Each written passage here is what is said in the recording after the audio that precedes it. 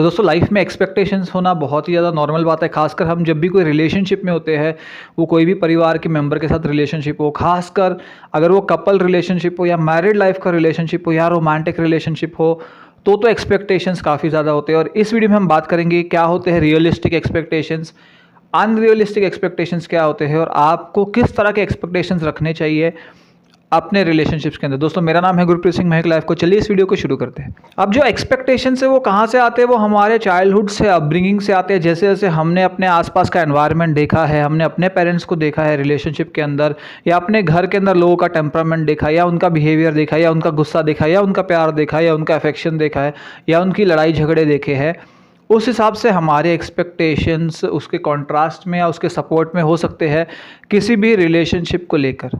एक सर्वे के हिसाब से 40 to 45% लोग, जिन लोग का डाइवोर्स हुआ है, उन्होंने बताया, या ये रिसर्च ने साइकोलॉजिस्ट के थ्रू पता लगाया कि उनका जो रिलेशनशिप इसलिए स्पॉइल हुआ क्योंकि एक पर्सन का या कपल में से एक पर्सन का जो एक्सपेक्टेशन था वो रियलिस्टिक नहीं था, वो अनरियलिस्टिक था, वो इतना लॉजिकल और रैशनल नहीं था, या वो फैंटेसी बेस्ड था, इसलिए उनका जो मैरिड लाइफ है वो नहीं चल सकी।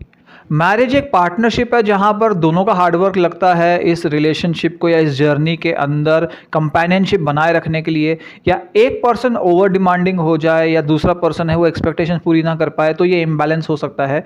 तो अब जानते हैं कि जो रियलिस्टिक एक्सपेक्टेशंस क्या होती है, जो अपनी मैरिड लाइफ में रखना जायज़ है, आप रख सकते हो और आपकी वो पूरी भी होनी चाहिए।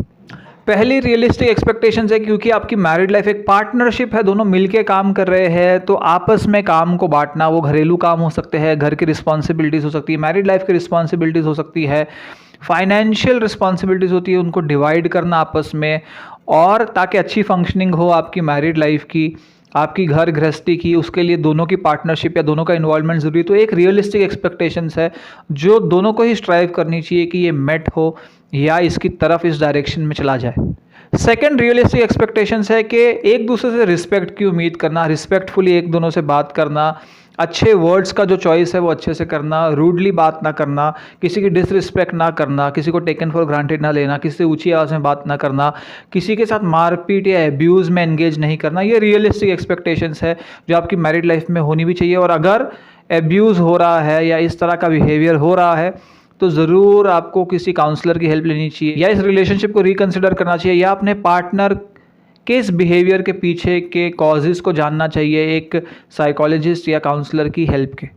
तीसरा रियलिस्टिक एक्सपेक्टेशंस है एक दूसरे को अपलिफ्ट करना, काइंड वर्ड्स यूज़ करना, मोटिवेट करना, एक दूसरे को अपने गोल्स के अंदर पुश करना, सपोर्ट सिस्टम होना, अच्छे वर्ड्स यूज़ करना, इंस्पायर करना, मोटिवेट करना, पर्सन के लाइफ के अंदर जो अचीवमेंट्स है उसे सेलिब्रेट करना, आपस में पार्टनर्स की तरह एक दूसरे को एनकरेज करना कुछ अच्छी चीज़ें अचीव करने के लिए। ये एक्सपेक्टेशन रियलिस्टिक है और दोनों को इसके पीछे भी स्ट्राइव करना चाहिए। नेक्स्ट रियलिस्टिक एक्सपेक्टेशन है कि एक दूसरे से जो उनका अफेक्शन है, केयर है, अटैचमेंट है, कनेक्शन है, उसको एक्सप्रेस करना। आप भी एक्सप्रेस करें, वो भी एक्सप्रेस करें। ओवर एक्सप्रेस या कंटिन्यूसली आई लव यू 200 बार बोलना, ना आप बोल पाओगे ना सामने वाला पर्सन बोल पाएगा, पर हाँ जब जब ज़रूरत है, जब जब केयर, अफेक्शन, लव की ज़रूरत है, उस टाइम पे अवेलेबल रहना अपने पार्टनर के लिए, वो भी अवेलेबल रहे आपके लिए। ये रियलिस्टिक एक्सपेक्टेशंस है जो आप एक्सपेक्ट कर सकते हो अपनी मैरिड लाइफ में।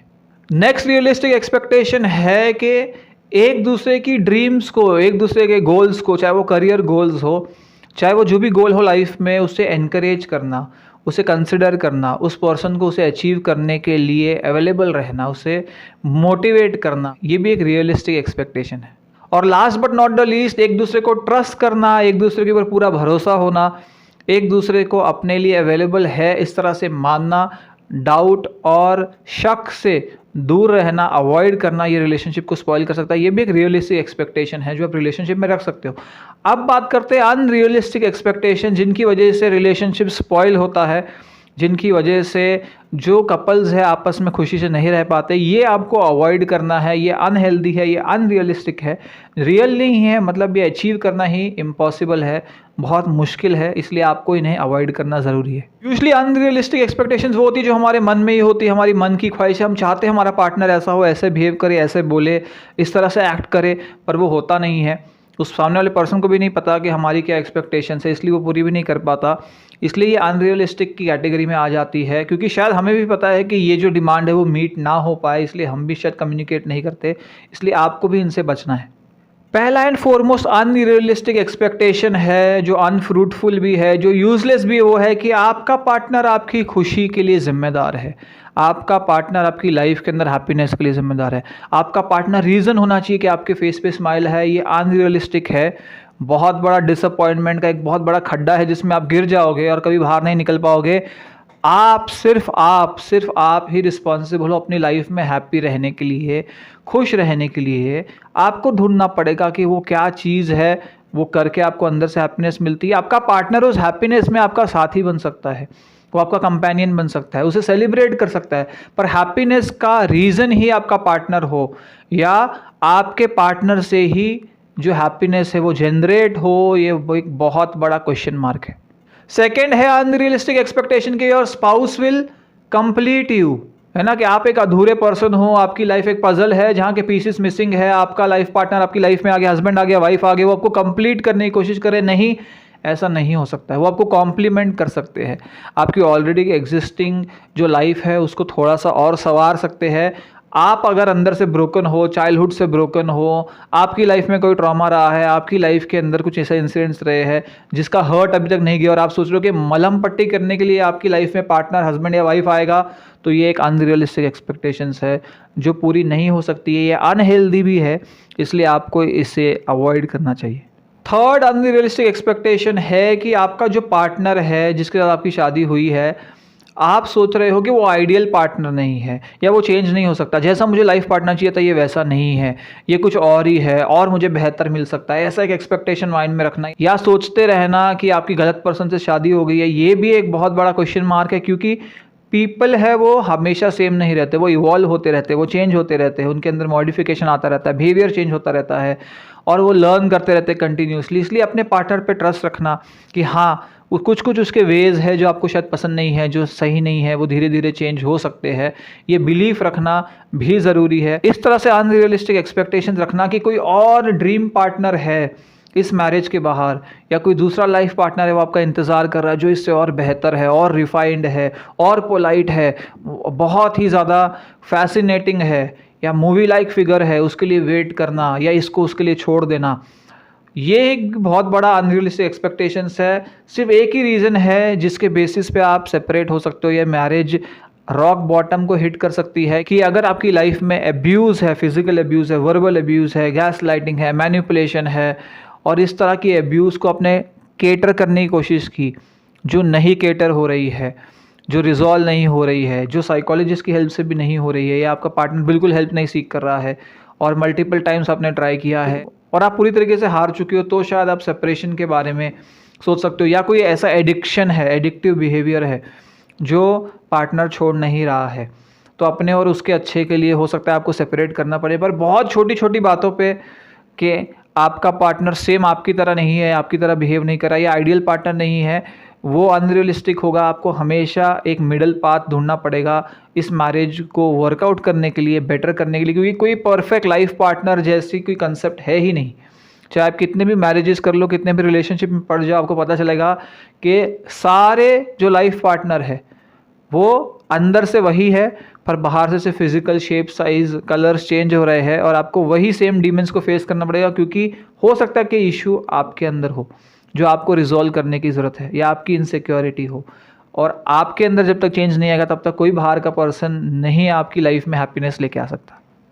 अगला अनरियलिस्टिक एक्सपेक्टेशन है कि आपका लाइफ पार्टनर आपके आसपास भंवरे की तरह मंडराता रहेगा, बटरफ्लाई की तरह मंडराता रहेगा, हमेशा आपके आसपास रहेगा, उसकी लाइफ का जो केंद्रीय स्थान है वो आप ही रहोगे, जो सेंटर ऑफ अटेंशन भी आप ही रहोगे, हर चीज़ उसकी लाइफ में सिर्फ आपसे शुरू होगी और आपसे ख़त्म होगी। ये अनरियलिस्टिक है। शायद मूवी में देखा था, शायद कोई सीरियल में देखा था आपने और आपने उठा लिया।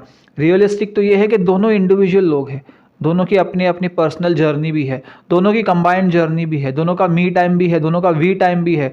तो ये बैलेंस स्ट्राइक करना ज़रूरी है। सिर्फ एक दूसरे के साथ ही हमेशा जुड़े रहना, या आपकी भी पर्सनल ग्रोथ हो, उनकी पर्सनल ग्रोथ के लिए अच्छा नहीं है। इसलिए पर्सनल टाइम भी, मी टाइम भी, वी टाइम भी, फैमिली टाइम भी, इंटेलेक्चुअल टाइम भी, स्पिरिचुअल टाइम भी, हॉबीज़ पैशंस के लिए टाइम भी, ये दोनों के लिए ज़रूरी है डेवलपमेंट के लिए।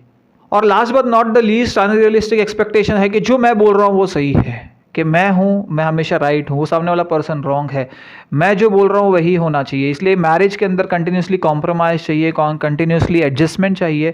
इसलिए आप जो बोल रहे हो सकता है कि आपके पॉइंट ऑफ व्यू से सही है, वो जो बोल रहे हैं वो उनके पॉइंट ऑफ व्यू से। यूनिवर्सल ट्रुथ दोनों स्टेटमेंट्स नहीं हो सकती, इसलिए आपको एक मिडिल पाथ वर्कआउट करना पड़ेगा जहाँ पे आपके भी मन का हो, उनके भी मन का हो। क्योंकि मैरिड लाइफ एक कंपेनियनशिप है, ये एक पर्सनल सिंगल पर्सन के इंटरेस्ट की चीज़ नहीं है कि सिर्फ मैंने मैरिज की है और मैं खुश रहूँगा, ये मेरा अधिकार है। नहीं, दोनों का ये अधिकार है।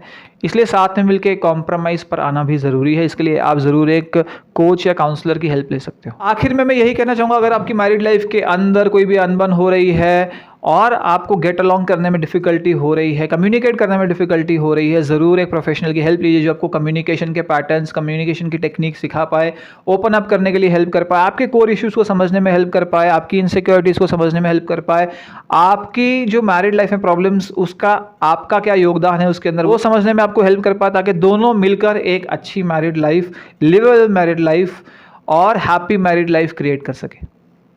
तो दोस्तों ये वीडियो था, तो अगर आपको वीडियो पसंद आया लाइक करिए, कमेंट करिए, शेयर करिए और सब्सक्राइब करिए चैनल को और देखते रहिए लाइफ कोच।